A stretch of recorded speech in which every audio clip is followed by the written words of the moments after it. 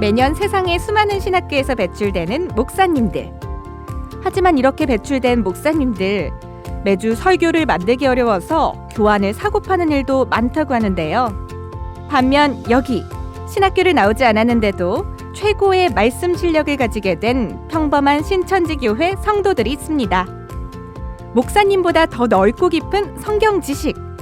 어쩌다 목사가 되어버린 오늘의 주인공을 소개합니다.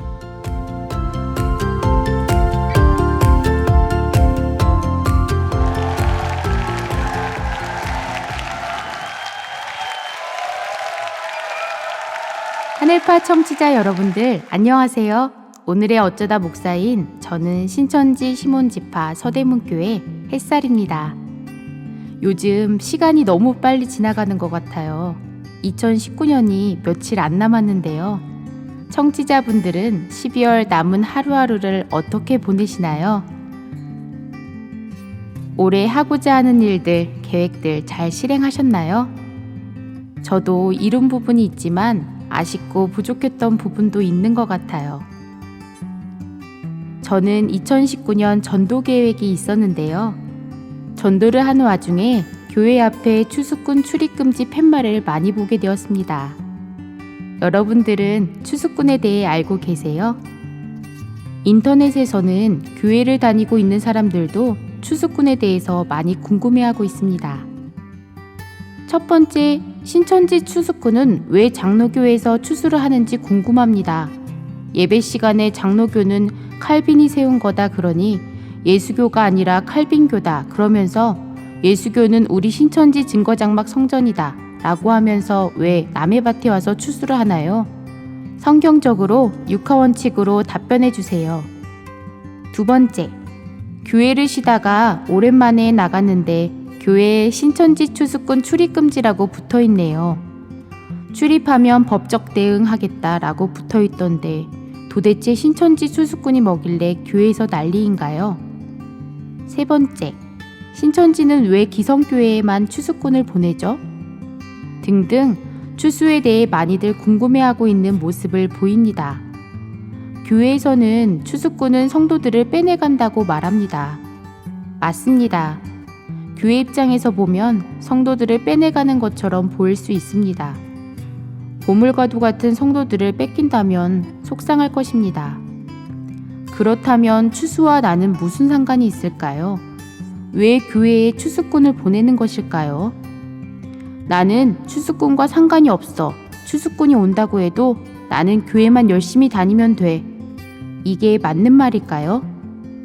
성경에 나오는 추수를 보기 전에 이해하기 쉽게 예를 들어 본다면 농부가 봄에 밭을 갈고 씨를 뿌리고 여름에 가꿨는데 가을에 추수하지 않고 논다면 어떻게 될까요? 1년 동안 지은 농사는 수포로 돌아가겠죠?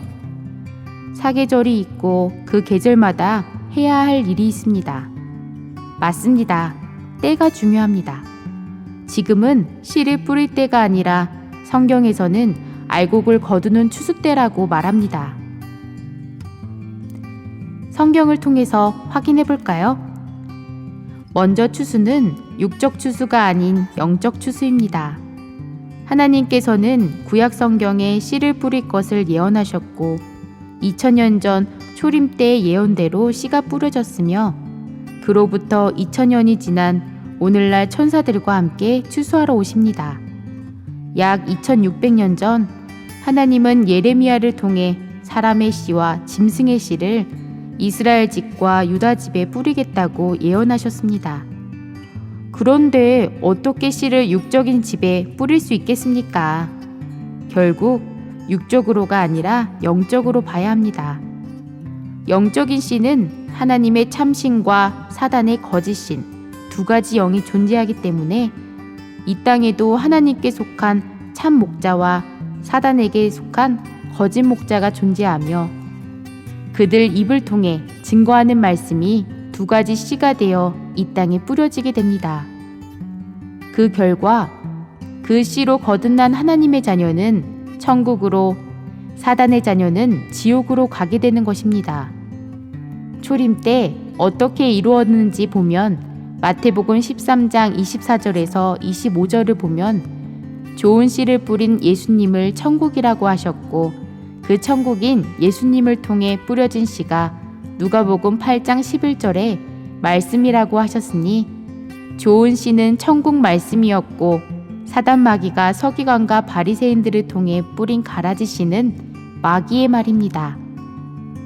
가라지를 짐승의 씨라 했던 것은 마귀를 용뱀이라 하셨고 서기관 바리새인을 뱀이라 했으니 짐승의 씨라 한 것입니다.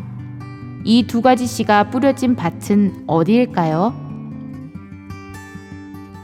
밭을 세상이라고 하셨고 제밭이라 하셨으니 예수님 세상, 즉 예수교회 세상입니다.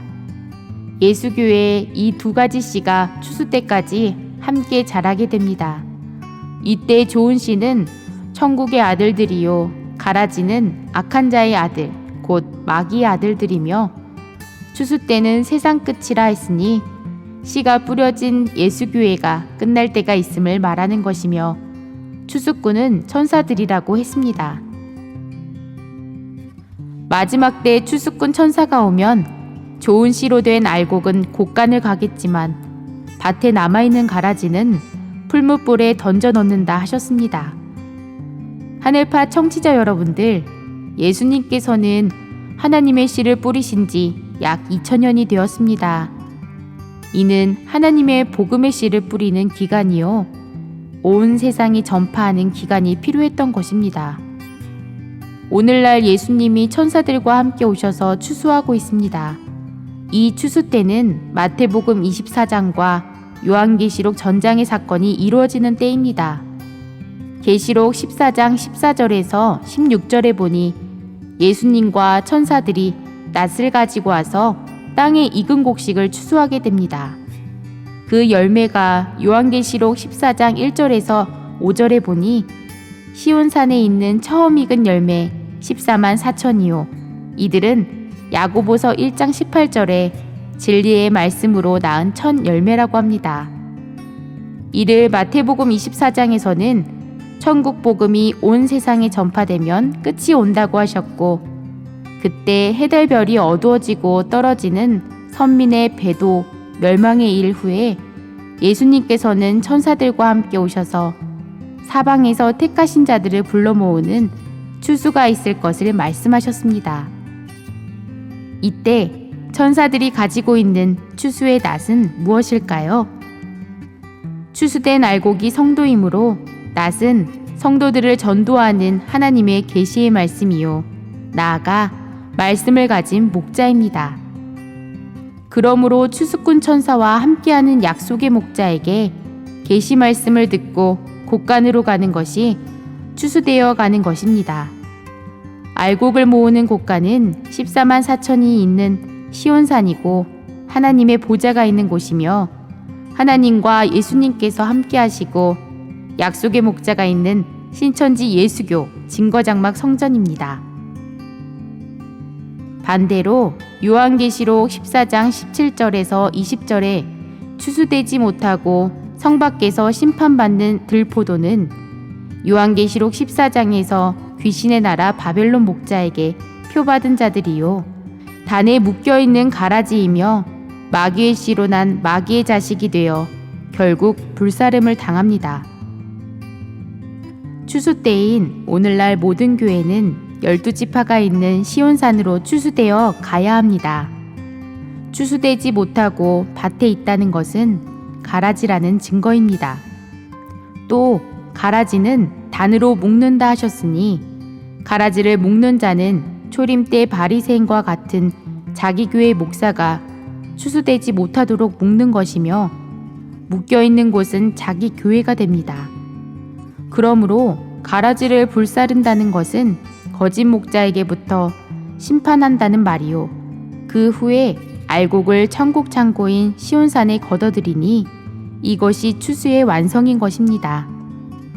그러므로 추수 때는 하나는 천국으로 하나는 지옥으로 나눠지게 되니 이것이 마지막 때 심판입니다. 청취자 여러분들은 어디에 계십니까? 여러분들은 성경으로 비춰보니 누구라고 생각하십니까?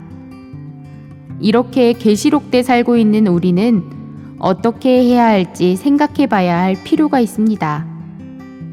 저는 초등학교 때부터 교회에서 열심히 신앙하면서 하루 종일 봉사하고 이것이 하나님의 뜻이라 생각하며 신앙생활을 하였습니다. 누가 왜 교회 다니냐고 물어보면 저는 천국 가려고요 라고 항상 말했습니다. 천국에 가기 위해서는 말씀을 알아야지 라는 생각보다는 교회에서 하라고 하는 거 열심히 하고 예배 잘 드리고 헌금 잘 드리고 기도만 열심히 하면 천국에 가는 줄 알았습니다. 어떻게 천국에 가는지도 모르면서 무식하게 믿기만 한 것 같습니다. 그런 제 모습을 보고 사람들은 신앙심 좋다, 열심히 한다, 신학대 가면 좋겠다 라는 칭찬을 해주었습니다. 믿음이 더 커지면서 말씀 몇 구절들이 보였습니다. 사마리아 땅끝까지 전하라. 사도행전 20장 24절에 은혜의 복음 증거하는 일을 마치려 하면은 나의 생명을 조금도 귀한 것으로 여기지 아니하노라 라는 말씀이 마음에 팍 오면서 말씀을 전해야 하는구나. 전하려면 말씀을 알아야겠구나 라는 생각을 하면서 선교의 꿈을 놓고 기도하고 있을 때 추수꾼 천사를 만났습니다. 처음에는 이단이 아닐까라는 의심도 했지만 딱딱 들어맞으면서 육하원칙으로 말씀이 풀어지니 말씀의 신기함에 놀라고 저희 무지함에 놀랐습니다. 저는 진정한 하나님과 하나님의 약속을 알고 깨닫게 되었습니다. 막연하게 꾸었던 선교사의 꿈이 참 말씀을 전하는 전도자가 되었습니다.